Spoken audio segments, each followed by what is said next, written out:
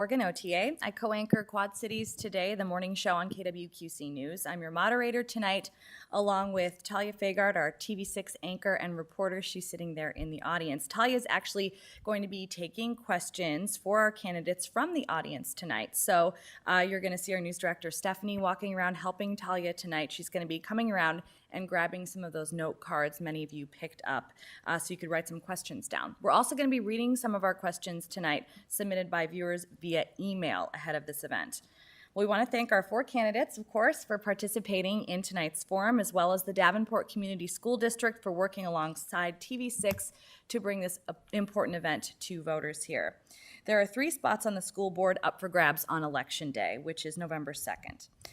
We want to say hello to our live audience. Thank you all for being here and joining us, and we want to extend our gratitude to those who are actually watching from home tonight, again, Cozy Channel 6.3 or on our TV6 digital platforms.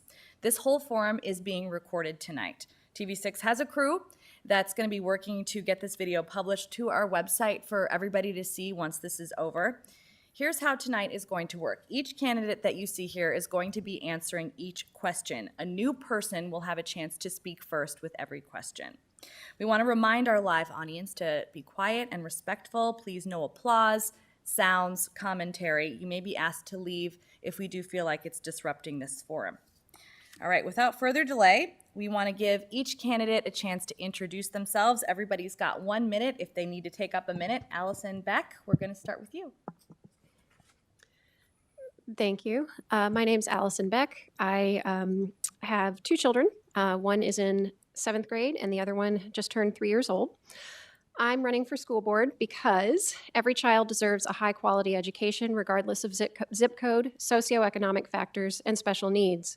Every child can achieve if given the opportunity with a safe, welcoming environment that nurtures their academic curiosity, social and emotional health, and values their unique contributions to the world.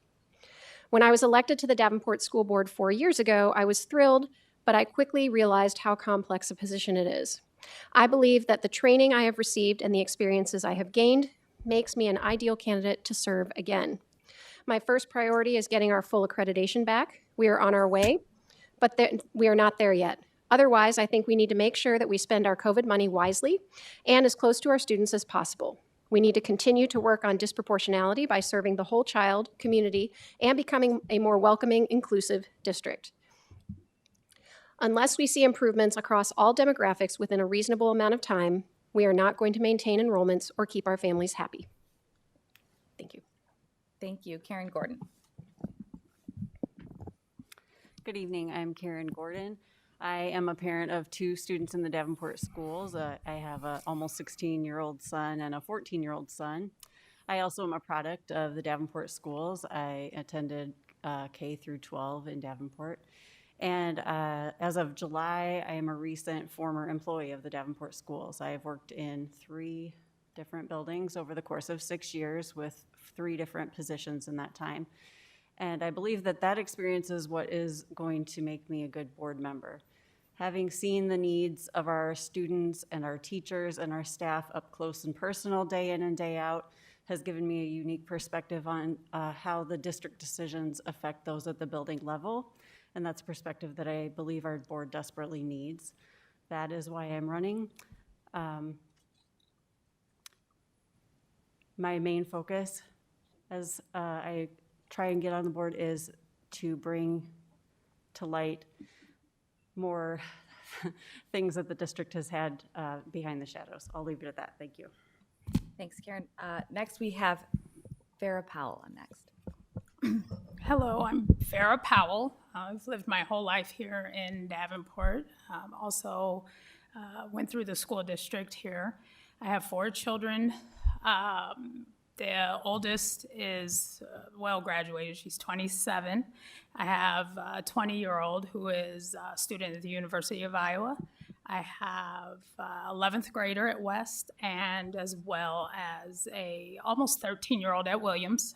I've been involved in the Davenport school, their schools on multiple occasions, and just have identified areas where there's a need, and that's what I'd like to bring to the board. I'd like to really hit hard on the inclusion and diversity sector, as well as bringing in some new ideas on where some budget opportunities could benefit, and do our best to keep kids here and grow our school district, make it more appealing. Thank you. Thank you. Next, we have Bruce Potts. I'm Bruce Potts. I'm running for re-election to the board. I've lived in Davenport most of my life. We raised 6 children. They all went to Davenport schools. They all are successful. They learned not only academics, but they learned how to get along with all kinds of people. And that's an important life lesson that everybody needs as a result of an education. I believe serving on the school board is community service. You serve on the board because you want to make things better for kids, for teachers, and for the community. I spent 42 years as a junior high school teacher and 31 years as a junior high school principal. I never got out of junior high, and I enjoyed it. And I think everybody on the board brings with them certain backgrounds and experiences in their lives and careers that contribute to the decision-making that takes place at the board table. And I think I bring a certain unique set of experiences and skills. Thank you. All right, thank you. So we've gotten to know everybody a little bit better tonight. We want to touch next on open enrollment and the issues that it continues to create for DCSD.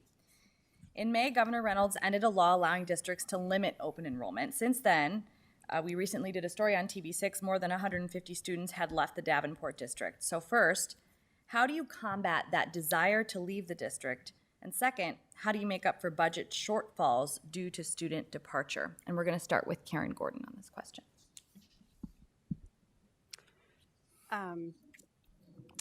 To combat students leaving the district, there is a lot of really great stuff happening in our district, and I think that for the most part, the media team does a really nice job of displaying that. But I think that the disconnect happens when we know that there are things happening that are not receiving, that aren't being transparent. There's a lot of decisions made behind closed doors that the building level and the community level are not trusting what they're seeing and hearing. And I think that in order for the good things to truly benefit, we have to be willing to acknowledge the bad that has happened and make amends for that.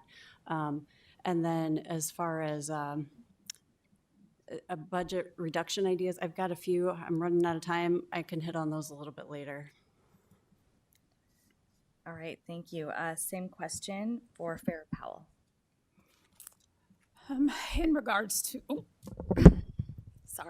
in regards to the students leaving the district, I think there's a lot that's appealing to other districts, regardless if it's academic opportunity, if it is extracurricular opportunity, and that's where I think a huge focus should be within the Davenport School District in order to make our area appealing. Those areas weren't always the place to go, but they invested in their students, and I'd like to work on bringing that back. As far as the budget, the best way to battle it is to get the students back. I haven't reviewed the budget in a lot of detail to speak to where the cut could be to offset, but we don't want to lose any more teachers. If anything, we want to gain them along with students, and I hope to definitely look at that hard. So, thank you. Bruce, same question. I think the first thing we might try to do is do some sort of exit interview with the families that have chosen to leave, because it's one thing to say, okay, we're going to aggressively fight out migration, but we need to know why, so that you can see if the reasons are solid and valid or if they're emotional reasons. You know, sometimes people just take up and go because their feelings got hurt. I mean, so once we get some information there, then we address the issues. We address whatever the concerns are. I think we, as everybody's already said, we need to do a better job of selling our own district to our own people, because this is a very fine school district, and there are programs and opportunities and extracurricular activities that are tailor-made for kids, all kids. And I think we need to herald those things a little harder. The outmigration district cost us $1,175,000. That's lost state aid. We're going to have to make some reductions or compensations for that. As to where, I can't speculate at this point. I don't know. Okay, Alison Beck. So as everybody else has just said, one of many things that we could be doing is promoting the wonderful things that we have here. We all know that this is a fantastic district and has a lot of good programs, a lot of good activities. And actually, Mr. Potts took one of my ideas out as well, to find out why people choose to leave, because if we understand why they choose to leave, we can address those issues and see if we can change things so that people choose to stay. As far as the budget shortfalls, that is the type of budget shortfall that's the hardest to get over when it's students leaving, because that is money that is following those students out of the district. It is directly correlated with how much money we can spend on our students. And so I'm not going to speculate as to what programs need to be cut or to compensate for that. But I will say that is going to be one of the toughest aspects of dealing with changes in open enrollment laws. All right, thank you all. We want to head over to Talia right now, who already has some questions. Hello. We received a couple questions in regards to transgender students and which bathrooms they choose to use and sports they may compete in.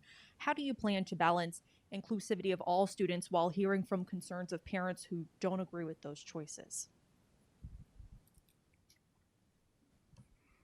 We'll start with Farah on this one to keep it going. I plan to think about that a little bit.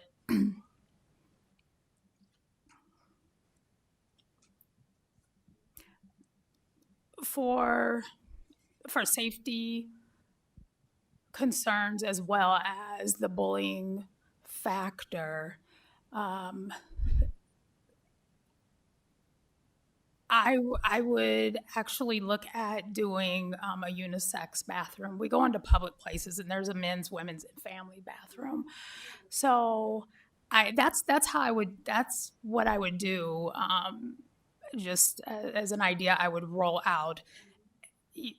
You just don't want them to be uncomfortable. They're still trying to figure out who they are, and you don't want to add to it. A teacher's not always around in the locker rooms or the girls' room, and I wouldn't want anybody's feelings hurt by their beliefs or their convictions. So, yeah, that's what I have. All right, Bruce. I'm not sure I caught the question. You can repeat the question. Could Yes. you take your mask off? We received a couple of questions in regards to transgender students and which bathrooms they choose to use and sports they may compete in. How do you plan to balance inclusivity of all students while hearing from concerns of parents who don't agree with those choices? I had to deal with that one time when I was principal, and we accommodated with a neutral bathroom. The same thing with changing for PE classes. They changed in a neutral place so that the students who were normally in that PE class did not feel uncomfortable or embarrassed. And I think that's that balancing act that you have to deal with. I think if there is state law that addresses this, we'll follow state law. All right, Allison. First and foremost, transgender students are our students too. And so we shouldn't treat them with any differently than we do our other students. And so I would think if a parent came to me with concerns that a child with a particular hair color was in their school, I would be more concerned with how that parent is seeing their child's school environment, I think. For me, I think there are a number of ways to accommodate this. First of all, there are transgender students out there, and we don't necessarily even know who they are. And that's okay, because we shouldn't, right? Unless somebody chooses to share that information. So whether somebody's using the bathroom that doesn't match what they were identified with as birth, that's not really my business. And so to me, I feel like if we have a neutral bathroom, that's a great option to prevent any potential conflict. But students have a right to be in school and to be comfortable. And so we have to work with those families to make sure that there is whatever accommodations they need. Thank you. Karen? I agree with a lot of what Allison said. I would add that students are people first. Their gender doesn't have really anything to do with who they are as students. We are here to teach the person that's in front of us. And I think it's important that we're making everyone feel welcome. And whether parents agree with that or not, I can't say I'm very concerned about it, because my focus is not the parents. My focus is the students and making them feel welcome and loved and encouraged and in an environment where they're able to learn. And they need to feel safe. And if school is the one place they get to do that, then I am absolutely 100% an advocate for that. People are who they are. We don't get to decide that for them. We need to be supportive of their journeys, regardless of where that takes them, in whatever way we can. All right, thank you. So the district has been working closely with the Department of Education. This is something I think we all here know tonight. So the next formal consideration of Davenport's accreditation is going to be happening in November. How do you feel this is impacting teacher morale? What can you do as a board member to retain great teachers and keep them feeling positive? We're going to start with Bruce on that. I think when we initially were cited and had all our citations from the state, I think it had a very deleterious effect on everybody's morale. I think in the last year and a half, we have worked as a board and as an administration and as a teaching staff to address those citations. I think we have been successful across a broad area of addressing and remediating those citations, and many of the changes that we have put in place are systemic. They're going to be permanent changes. They're not just change to get out of the doghouse and then we're going to go right back to what we were doing. How do you retain good teachers? You constantly have to rely upon your principals and your administrators to make sure that the things they're asking teachers to do besides teach are of value and are going to be used for some purpose, as opposed to just gathering data. Teachers teach because they want to interact with kids and spend their time with kids and being successful with kids. They don't want to spend their time filling out paperwork. All right, Allison, teacher morale. So as Mr. Potts said, it was hard on everyone when we first were given those citations, and we've made a lot of progress. To me, one of the best things we can do to improve teacher morale is ask for their input when we're making changes, because those are the people in the classroom and they know best how their classrooms work. And so rather than dictating from on high, we should include them in the decision making as we make these changes to become a better district. So my first suggestion would be to gather teacher input and make sure we have teachers on every team when we're rolling out a major program. The second one would be to let them know we value them, not just provide a donut once in a while, but actually make sure that they know that we value what they're doing and how often they're doing it, and that we know that without them, we would not have the district we have now. Thank you. All right, how do we keep great teachers and keep morale up, Karen? I have definitely seen a decrease in morale over the last 3 years in particular. It's been a steady decline since my first year in the district 6-7 years ago. We keep good teachers by listening to them. We keep good teachers by making sure that those at the top are spending time in the buildings, not just there as a critique or a judge or a check mark on a paper of what needs to be done correctly next or incorrectly. They need to be there as a support. They need to be there sitting in a chair, getting to know the kids, getting to know the teachers, getting to know the paras. The district admin needs to show up and put their money where their mouth is. They say they care. They are always giving out surveys and freebies and making us feel good. I say us because I still jump myself in with those people, but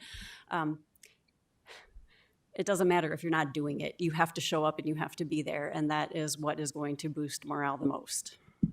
Thank you. Farah?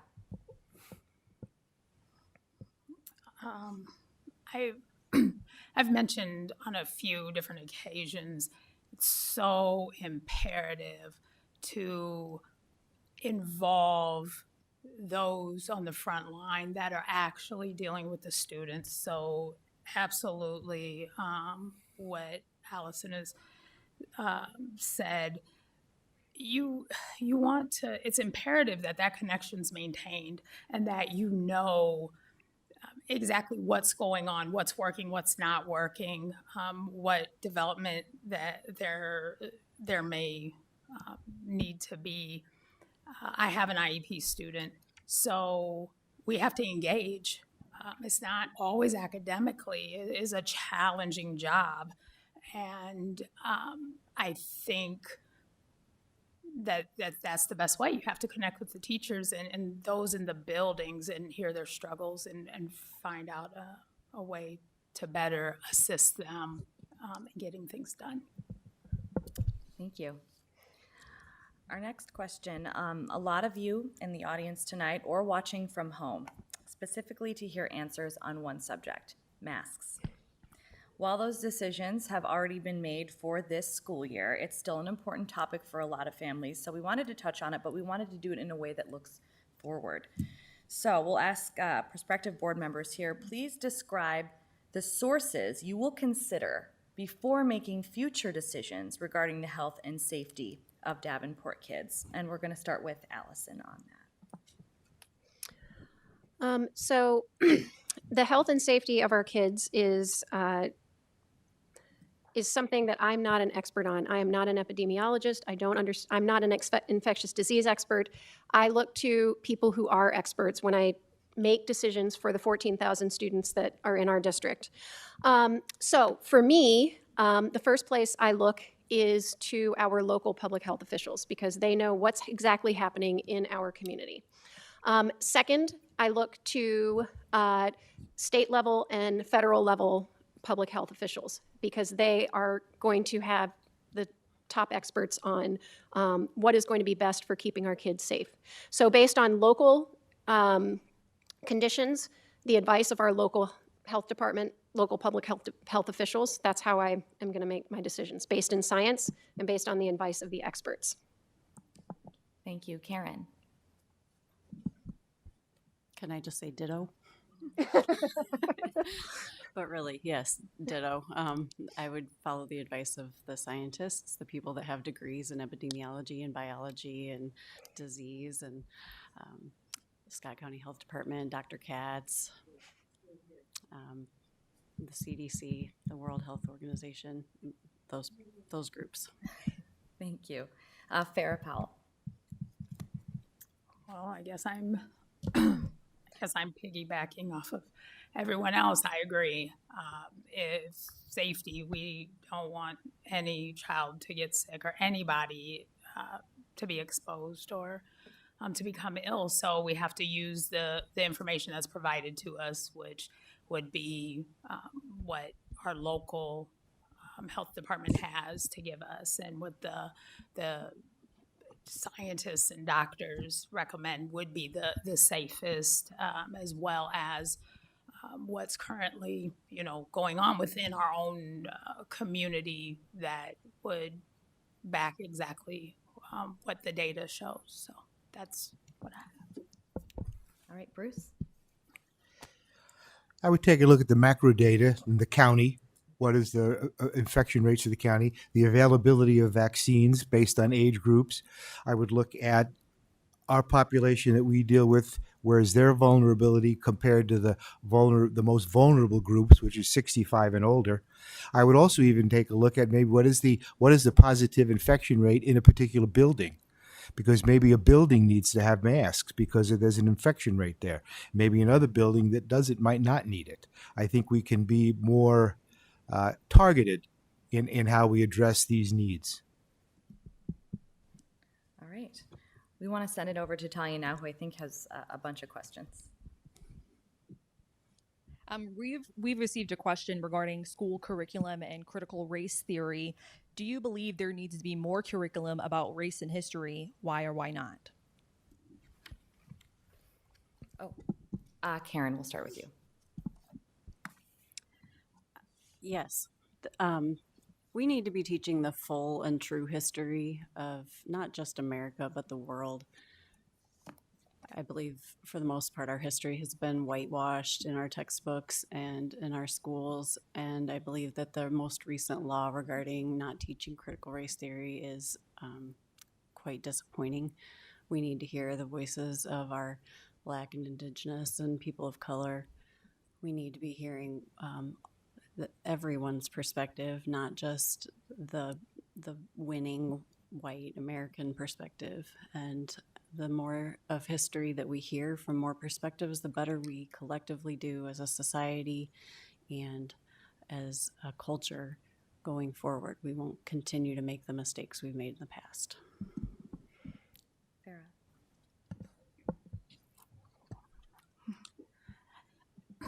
Absolutely. In order to ensure you don't make those mistakes, you have to know about them. And there is a huge world out there, and there's dark history in every culture that needs to be learned. When you come from a multicultural background, a lot of the times you get some exposure, but it needs to be across the board. We hear about the Holocaust and how terrible that was, but we don't hear enough about the Trail of Tears and what happened along there. And if you go and if you ask your kids about it, they don't know.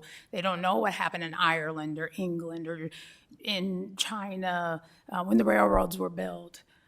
Absolutely, absolutely, every culture. And we're diverse now, so you have people from different backgrounds in those classrooms that need to know where their history is for everybody.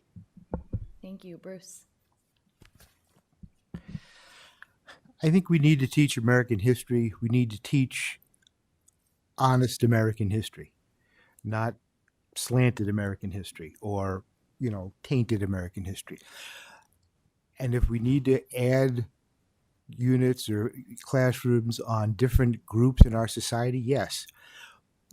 But the overriding objective of education is to teach kids how to read, how to write, how to do math, how to think critically. And the end product has to be to unite us as people, not divide us up as people. And I think to me, that's the end goal. And so whatever gets us to that goal, I'm fine with. Allison. So not all people in our nation's history have been treated equally and with the respect due to every human being. And that makes some people uncomfortable. But the best way to avoid repeating history is to learn from it. And so if we don't engage with every part of the U.S. history, then including those parts that are unpleasant, we're not going to be able to learn from it. I am not a curriculum expert, and one of the things that school boards do not do is dictate exactly what the curriculum is in the classroom. We leave that to the teachers, the curriculum directors, who are making decisions about how to teach U.S. history. But yes, we should absolutely include everyone in our history lessons because we have a lot of different people in this district, and children need to be able to see their stories and want to see people who look like them, and those stories are just as important as everyone else's. I want to ask a quick follow-up. Bruce, just based on your answer, do you feel, though, that teaching critical race theory is divisive? And not, you kind of alluded that you want to unify. No curriculum is divisive. It's dependent on what you put in the curriculum. You know, what is critical race theory? I've read several articles. Some you can read half a dozen articles on critical race theory, and they're as different as night and day.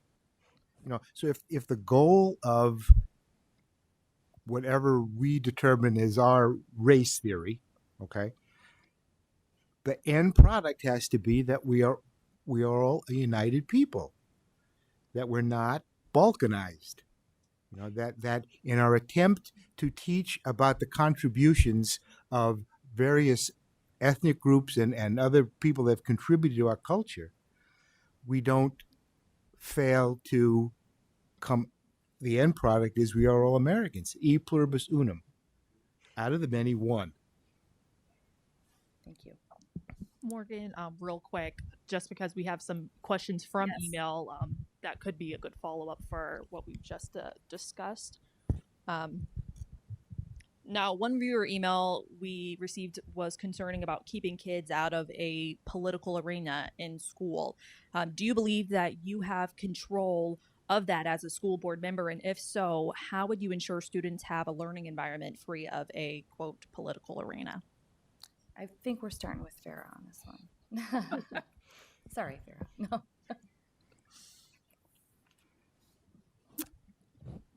I think a political arena could be a broad spectrum. I think our kids lose because of devices, electronics, the ability to communicate. So I'm thinking that if you're engaging them, they'll potentially be in those political arenas themselves on how to handle that, how to stay controlled when the conversations get heated. I don't think I would support no political discussion at all. I just don't. I think that we all deal with things we don't agree with, we don't like, and people's opinions and their views, and that's a good way to respect them and to understand. But it's got to be instilled in a positive way. So how you go about that, I'm not sure. But yeah, I don't think I would avoid it at all. So. All right, Bruce. I think whatever conversation there is, it has to be to educate as opposed to indoctrinate. And I think it also has to be grade appropriate. You know, you can have high school classes, political science classes, where they can have rip-roaring debates on all kinds of issues, but you're not going to do that in second grade. You know, and we have board policies that preclude or line out you're not supposed to be proselytizing in the classroom. Okay. So I think if we follow our board policies and our principals follow the board policies, and we understand that, you know, there's going to be more conversation of a political nature in a presidential election year than in a school board election year. Okay. I mean, that's just natural. You know, what happens, what kids see on the news, what they read in the paper, it comes to school sometimes. But I think the context of the conversations is what's important, and that they be educational as the, you know, neutral, the teacher neutral, just educating on the procedures, the process, what's going on. All right, thank you. Allison, how do we prevent the hallways from becoming a political arena? So first of all, one of the reasons I ran for school board the first time is because it is a nonpartisan position. We're not running on party tickets. And I appreciate that, because I don't think that education, public education, it's for everyone.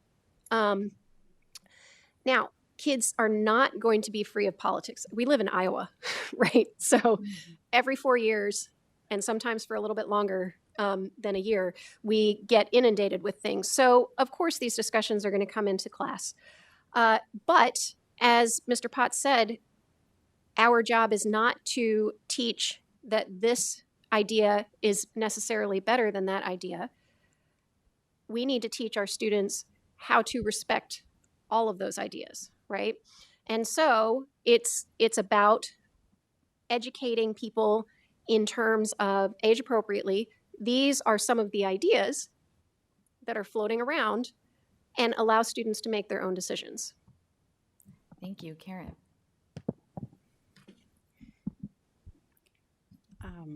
I think that you originally had said, does the board have anything to do with, does the board have a way to keep politics out of the schools? I don't remember how you worded it. Yes. Do you believe you have control over that as a school board member? And if so, how would you ensure students have a learning environment free of a political arena? Okay. To that end, then, no, I don't think that as a board member, I don't think the board really has any purview over that. We can help vote on curriculum as a board, but as far as what is being discussed in the hallways or in the free time in a classroom, that's based on what they're picking up at home, what they're reading in the papers or on their phones, I guess. It's what they're hearing and what they're seeing and what they're watching, and that's where their views are coming from. And I think that as long as we're doing our job as educators to teach them how to read critically, to think critically, to analyze critically, then the rest is going to fall in place. And I think that political discussions are going to be able to be had in a constructive manner instead of a destructive one. Thank you. Well, we know there are a lot of differing beliefs and ideologies among us. I mean, we see it come through in our email ahead of a school board forum all the time. So being on any school board, of course, is about compromise. We have two incumbents here tonight and two new prospective members. So describe a time in recent months where you maybe had to admit that you got it wrong or had your mind changed on a subject. Maybe a compromise was made. We're starting with Bruce. Oh, geez.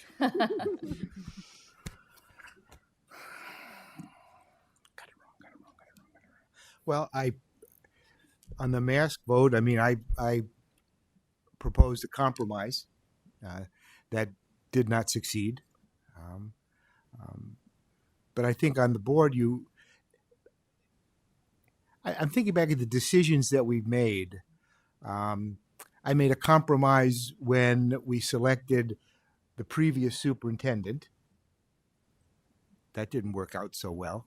So I guess I made a mistake. But I think most times the things that we deal with as a board, after the discussions we have, the path is pretty clear to most of us.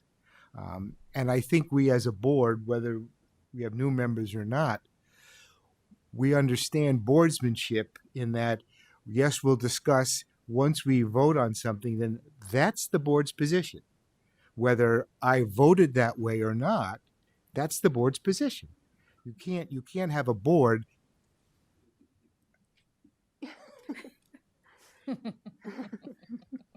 Would you like to finish your thought?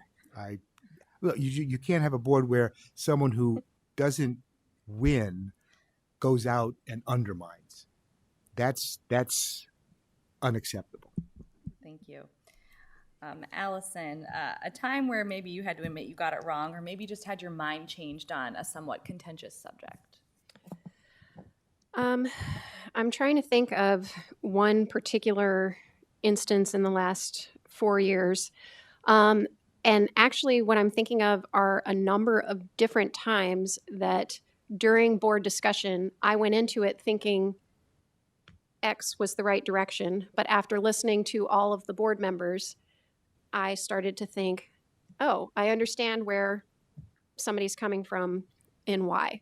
And so one of the things that I think is excellent about our board is that we do have discussions before we vote on things. And we may not all agree in the end, and that's okay. But I have seen things or had perspectives brought to me that I would never have thought of because we have such very different people on the board. So whether I personally made a mistake or not is not really the issue. We function as a board, a group of 7 people. And once a decision is made, that's it. And we stick with it until the next thing comes up. Thank you. Karen?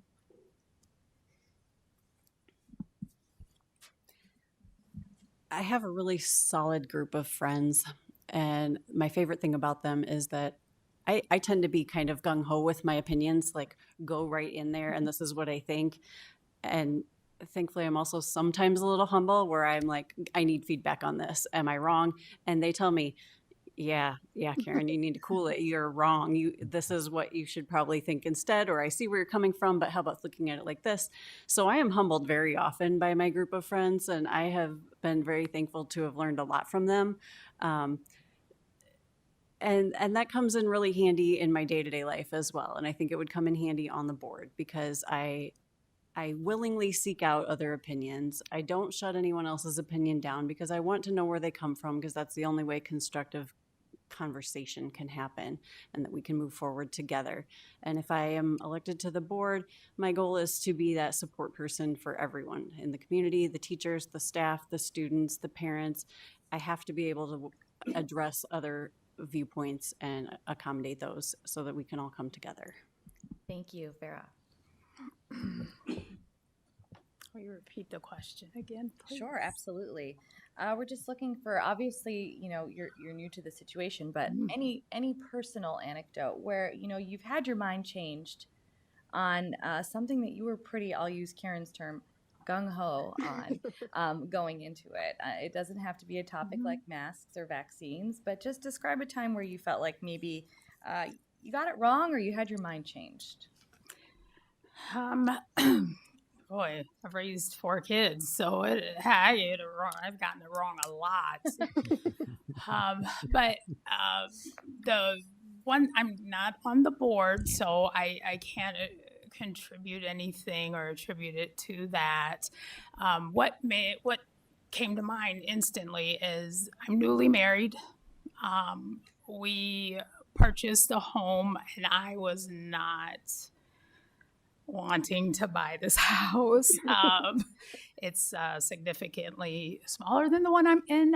However, I had my mind changed by my husband because of the fact that it was at a friend of a friend. It was a deal we couldn't pass up on, and it's really loosened up and taken a lot of stress off of our own household. So that's the only time. Anything else, I always reach out and seek more information before I stand firm. I like to think outside the box in different ways. All right, thank you. You have one? Another question from the audience. How would you make Davenport schools a more nurturing place rather than a punitive place to deter students from the school to prison pipeline?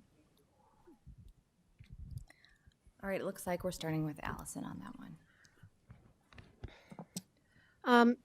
So one of the things that I would say is that we do have a lot of nurturing places in our district already. But one of the things that a school board can do is help shape the culture. And one of the things that school boards do is make policy. And so by making policies that are more inclusive and welcoming, we set that tone for how we expect decisions to be made. And then it comes down to determining how best to address the needs of a whole child.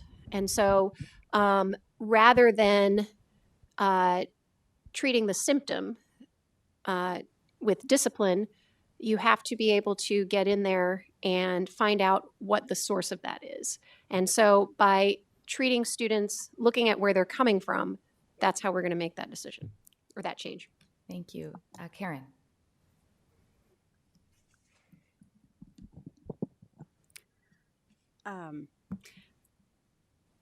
I know that the district just recently passed a new MOU with the school resource officers, and I was reading over that recently, and I'm glad that the MOU is now in place.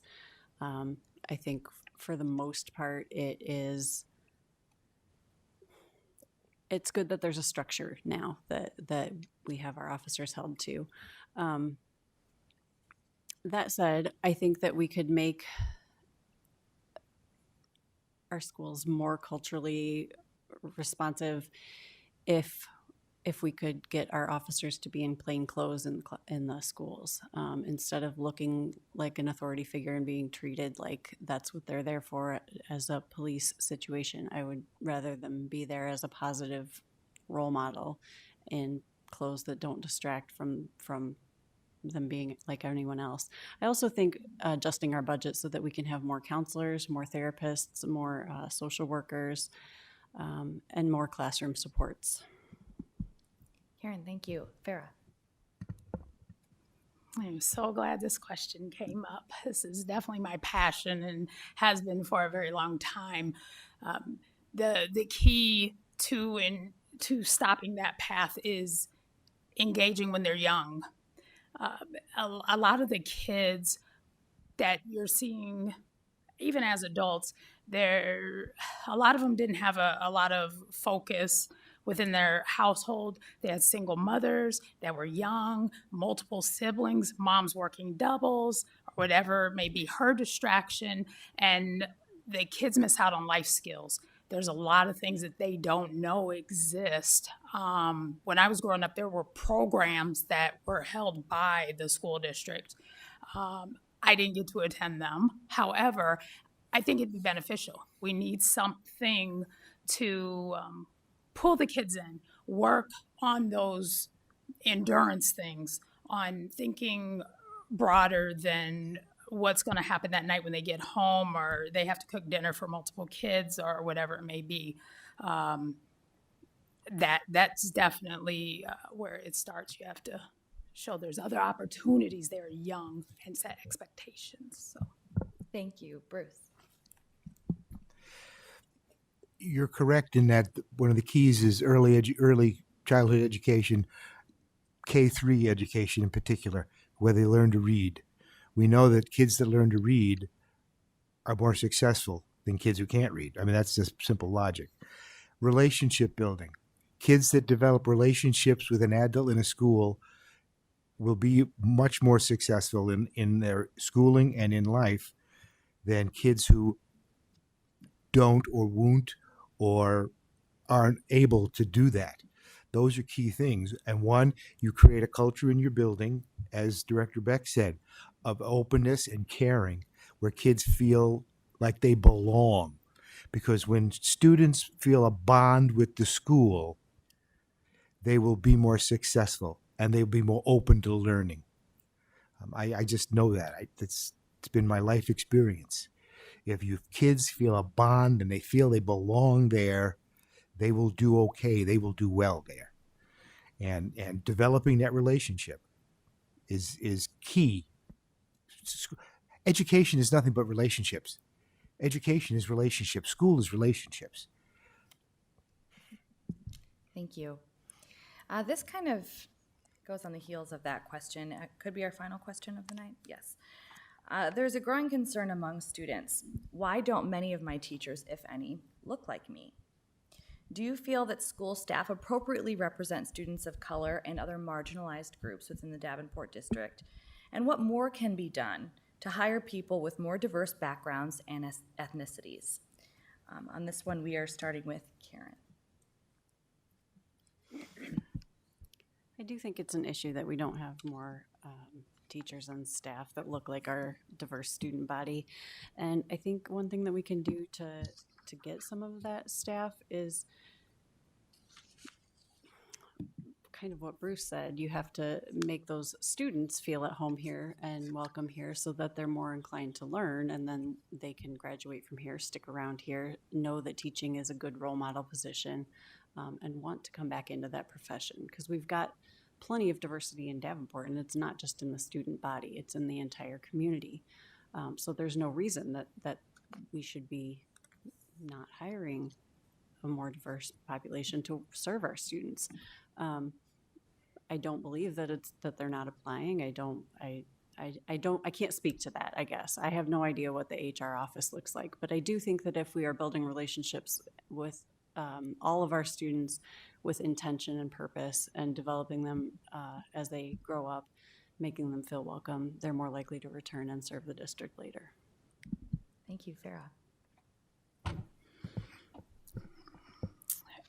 In kids in 9th grade, 10th grade, who show an interest in teaching, even 8th grade, I'd start pairing them, maybe setting up some shadowing, some engagement to keep that interest going, maybe even look at a cross-co-op program between the high schools and the local colleges here that offer those opportunities. The relationship aspect is extremely important when engaging with kids. If they don't, it's like going to work and not enjoying your boss. It's not an enjoyable place. That needs to definitely be repaired. But as far as bringing more with color in, there's multiple ways, or diverse people in. There's multiple ways of doing that, from getting maybe with volunteers or other programs that also can become engaged. Or our teachers, until we get that done, giving our teachers some additional skills to be able to understand. And a lot of the times, that's becomes a great tool for teaching. So, Thank you, Bruce. The answer is no, we don't have enough teachers or employees or administrators that look like the kids in our building.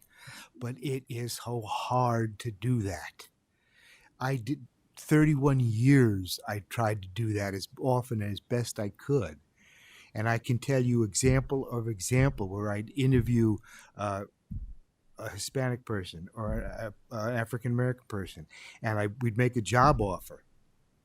And I get a phone call back from them that they would say, well, no, I got a better, Milwaukee's offering me a job for a lot more money. Or Republic Sanitation just hired me as a manager for twice your starting salary.